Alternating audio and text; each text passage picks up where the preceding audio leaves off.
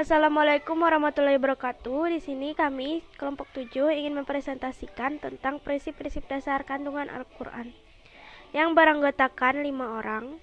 Di sini saya sebagai moderator dan Muhammad Hasan sebagai pemateri pertama, Nurhalisa Katami sebagai pemateri kedua, Susantri sebagai pemateri ketiga, Putri Anggita sebagai pemateri keempat. Baiklah, untuk Muhammad Hasan sebagai pemateri pertama, dipersilakan untuk membacakan materinya dan akan dilanjutkan oleh pemateri yang lain. Waktu dan tempat dipersilakan. Prinsip dasar dalam memahami Al-Quran. Di antara bukti kasih sayang Allah terhadap hamba-hambanya ialah Dia tidak hanya menganugerahkan fitrah yang suci yang dapat membimbingnya kepada kebaikan, bahkan dari zaman ke zaman mengutus seorang rasul yang membawa kitab sebagai pedoman hidup dari Allah, menyeru kepada tauhid, mengajak agar beribadah hanya kepada Allah semata, menyampaikan kabar gembira dan memberi peringatan sehingga tidak ada alasan bagi manusia untuk membantah Allah setelah datangnya para rasul.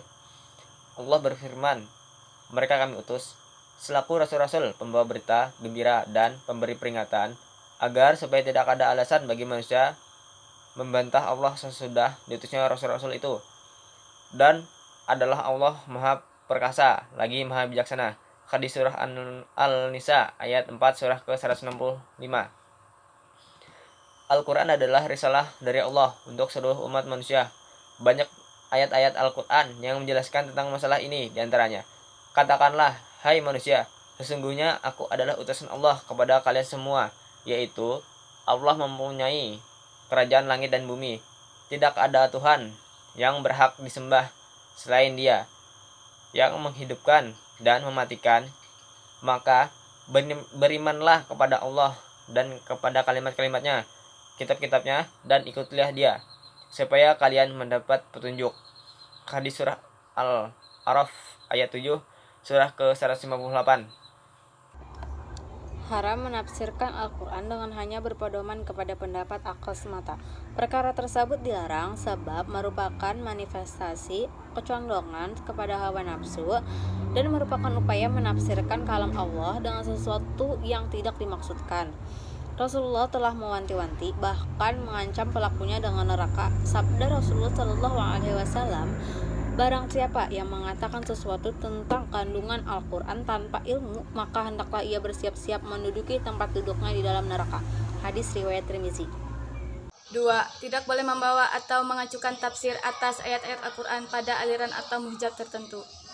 Jika seorang musafir menganut aliran atau muhjab tertentu dalam akidah, kemudian membawa dan mengacukan ayat-ayat Al-Quran kepada aliran tersebut, padahal ayat-ayat itu sama sekali tidak mengacu kepada makna itu, baik dari dekat maupun dari jauh, maka ia pasti tersesat.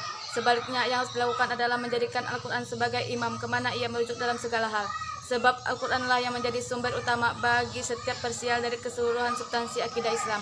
Maka tidak boleh menjadikan satu aliran sebagai dasar untuk menafsirkan dan mengambil hukum-hukum dari Al-Quran. Beberapa kalangan Sofi telah mengartikan Fir'aun dengan hati dalam perintah Allah kepada Nabi Musa, pergilah kamu kepada Fir'aun, sesungguhnya dia telah melampaui batas. Quran Surah An-Nazi'at Surah ke-79 ayat 17. Dari ayat ini menurut mereka, sesungguhnya hatilah yang memaksa manusia untuk melampaui batas. Mereka juga mengartikan perintah Allah kepada Nabi Musa, dan lemparkanlah tongkatmu, maka tatkala tongkat itu menjadi ular dan Musa melihatnya bergerak-gerak seperti seekor ular yang gesit, larilah ia berbalik ke belakang tanpa menoleh. Hai Musa, janganlah kamu takut, sesungguhnya orang yang dijadikan Rasul tidak takut di hadapanku. Quran Surah An-Naml Surah 27 ayat 10. Firman Allah, lemparkanlah tongkatmu, pada ayat di atas menurut kalangan tasawuf adalah perintah untuk mengesampingkan dunia materi dan bersandar kepada Allah semata. Pada sekte Katyani yang muncul di India pada akhir abad ke-19 mengklaim atau khatam dalam ayat, Muhammad itu sekali-kali bukanlah bapak dari seorang laki-laki di antara kalian, tetapi dia adalah Rasulullah dan penutup nabi-nabi, dan adalah Allah Maha mengetahui segala sesuatu. Quran Surah Al-Ahzab Surah ke-33 ayat 40. Hakikat-hakikat syariat, makna-makna yang dikenal syariat harus didahulukan atas hakikat bahasa. Hakikat-hakikat syariat, makna kalimat yang harus dikenal syariat harus didahulukan atas hakikat-hakikat bahasa. Karena ilmu tentang Al-Quran didasarkan pada pemahaman atas lapis-lapis syariat yang batasan makna-makna telah ditetapkan secara rinci, kemudian baru secara bahasa. Allahu alam. Kesimpulan, Al-Quran adalah risalah dari Allah untuk seluruh umat manusia.